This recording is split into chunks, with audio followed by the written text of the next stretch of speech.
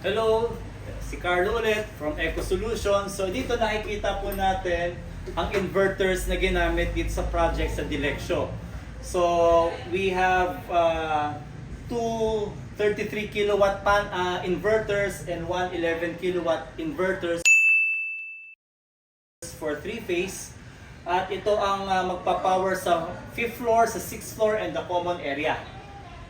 Para sa ng inverter, actually, little do we know, pag sinasabi kasi ng magso-solar or solar energy system, akala talaga nila ang main component dyan are the solar panels. Tama! Pero ang solar panels just generates energy.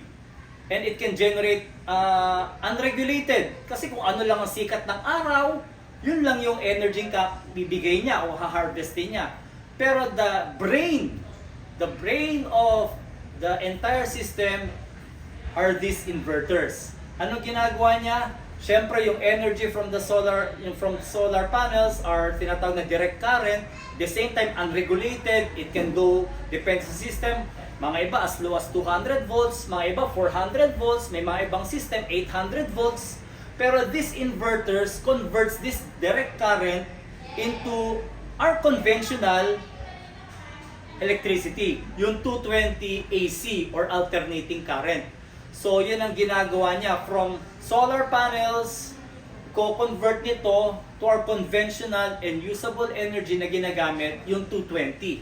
So, ayan, at ang system na to, yung solar panels mo, pinapasok dito.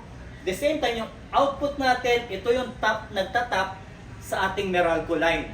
And from there, doon nag-feed ng energy ang solar panels natin through the inverter to our Meralco line. And may mga intelligent system to, like sensors, para malaman kung ano ang kinukonsumo ng establishment, malaman kung ilan ang gustong nabibigay sa Meralco kung naka-net metering, and at the same time, dahil nga nadedetect kung ano yung konsumo ng establishment, pwede niya ring i-limit na kung ayaw niya magbigay sa utility sa Meralco. So, inaalam niya, the establishment is only using 15 kilowatt, but I can harvest 18 kilowatt. So, pero dahil nga wala akong ibibigay, so 15 kilowatt lang ang aanihin ko from the solar panels. And who does that?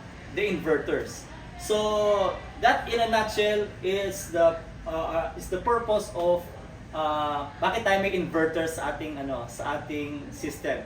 It is the brain and the main heart of the solar energy system.